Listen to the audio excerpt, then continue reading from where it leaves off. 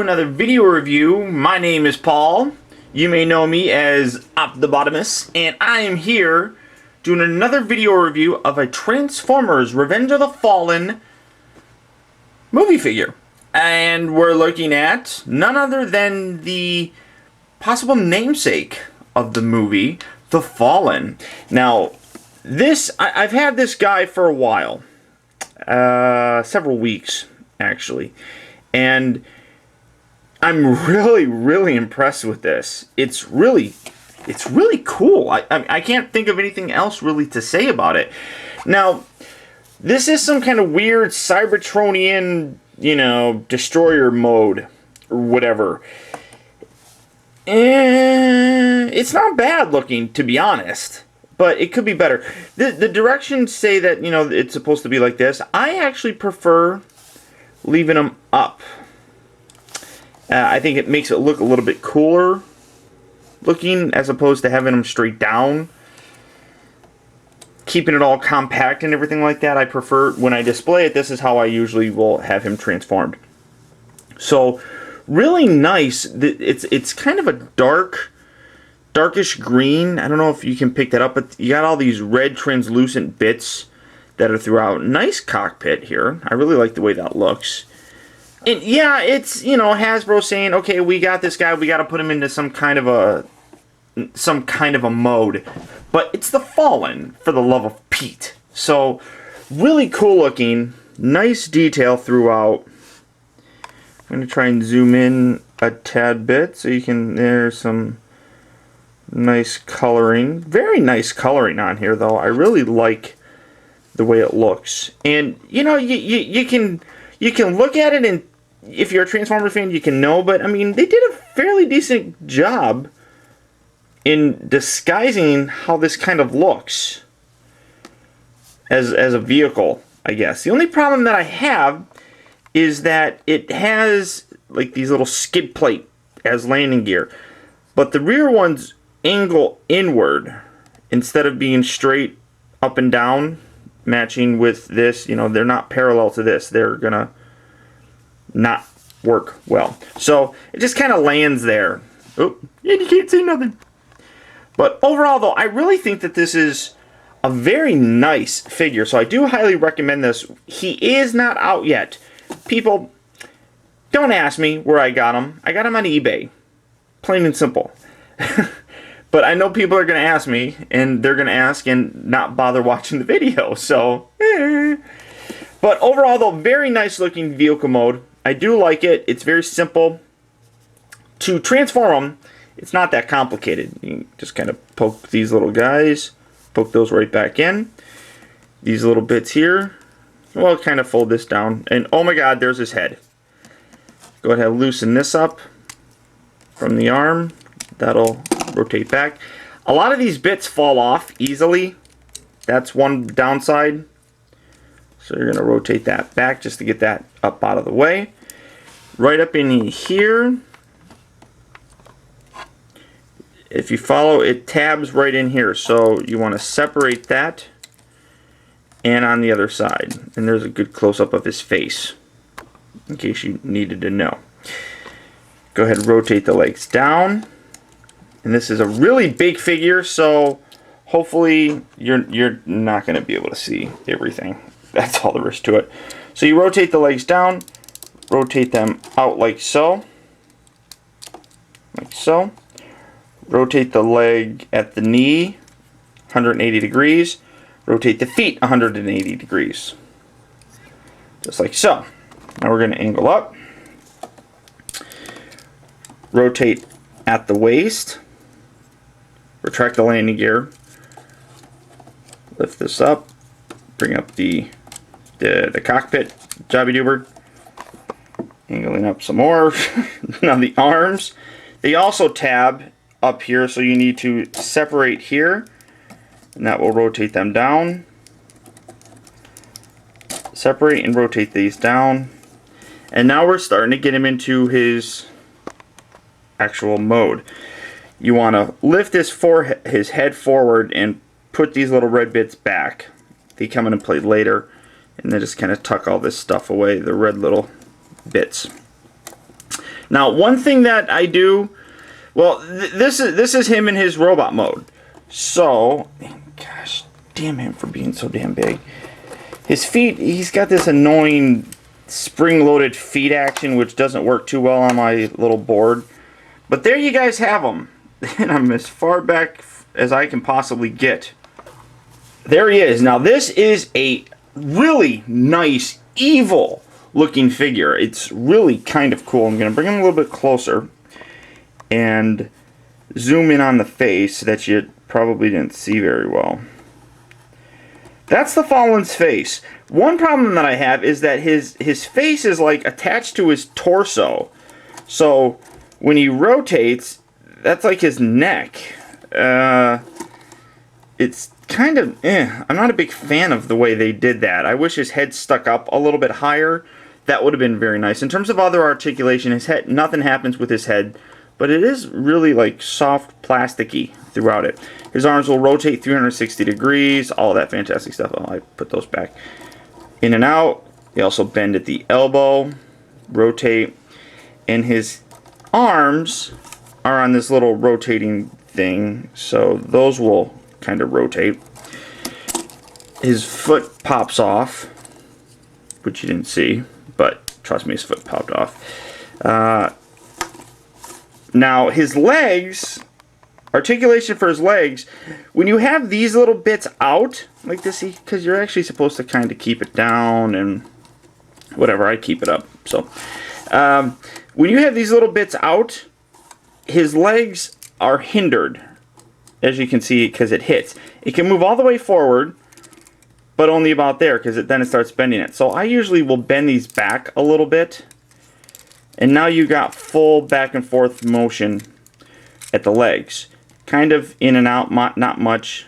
Swivel at the knee, and they also pivot at the foot. Now, and again, they're spring-loaded feet. So you spread them out and bling, they just spring right back. So that's it for articulation on this guy, but he is a monster. I mean, he really, really is, and it's so cool. I love the way this guy looks. He absolutely is evil looking. Now, a little backstory on the Fallen. A lot of you guys already know that the Fallen is a powerful entity born from Cybertron's early age, far beyond living memory. He commands dark forces and is the master of time-lost secrets, things that Transformers were not meant to know. He burns with the awesome dark powers of his master, Unicron. The Fallen's true name is lost to the mists of time and was once one of the 13 original Transformers, a force created by the light god Primus to carry out his grand design and defend all creations against his eternal nemesis, Unicron. As Vector Prime was constructed to safeguard space and time, so is this robot's function to oversee the primal force of entropy, the aging and dissolution of order. However, this guardian of entropy became obsessed with the darker side of chaos and death, and in the black places these urges led him, he found a new god, more suited to his nature. He turned against his siblings, his creator, and his universe, and betrayed them all for Unicron. Now he's a being of darkness, wrath in flames, a lot of flames. The Fallen paid for his treachery when Primus was first triumphant over Unicron. The Fallen was sealed into extra-dimensional limbo, along with his new master. Now, that's the comic and, basic, understanding of him. Now, for some spoilers, spoilers. The Fallen and his brothers were the first creations of the Allspark. The planet that would become Cybertron was mostly barren, but as the Allspark gradually shaped Cybertron around them and gave the Fallen and his brothers power beyond measure, it became depleted. They learned that the Allspark power could be replenished by harvesting the energy of suns, but they were unable to locate new stars to suit their purposes despite their amazing ability to travel between dimensions. A breakthrough came when the Allspark created for them workers that had a power of their own. They could change their forms. Some, called Seekers, could even charge into interstellar craft. or change in interstellar crafts, I'm sorry, that could locate suns for them. But as the workers built a harvester on Earth to gather solar energy, the fallen wondered evil thoughts. What if only one harvested the energy? What if the power was his alone? So, that's all I'm going to read from it, but I got it off of Transformers Wiki, so if you guys want to read it, I'll put a link in the sidebar. You guys can check it out. But the Fallen, I mean, really, this creature is evil. It's extremely cool looking. I really love the way he looks. And he's got this mode where he can obviously collect all this energy stuff. And that's when you bring out all these little red bits. Now his arms will fold out kind of, and there's a red bit. Oh, his arms fold out, there's another red bit. This folds out, here's a red bit. This folds out, here's a red bit. And oh my god, ka-cha! So this is him sucking power from the sun, I guess. I don't exactly know. I got the legs all kind of twisted and contorted. So he's hyped up on some steroids or some shit. I don't know. But this thing is absolutely cool. Size comparison. What can I do? The only thing I really have standing handy, Voyager. And again, the feet are kind of annoying. They work on good on a flat surface. They fall off. They're just on little ball joints and stuff, so they pop right back in. But you got to position the legs. That's one downside about him. To me, really, it kind of is annoying, but you get used to it, especially if you don't move him around much. So here he is, and I'm having difficulty clearly doing anything in this review. Here he is with Jetfire. As you can see, he is vastly taller than that Jetfire. So they're both Voyager class figures, but there you go. So I'm going to get this guy out of the way. He's going to fall. So, and it's just because of the feet. I mean, really, the feet don't offer too much. I mean, you think they do, but they really don't. They kind of piss me off. So now to transform them, we're going to start up at the top part. Put all these little bits back. Fold that back. Fold that back. Kind of move that.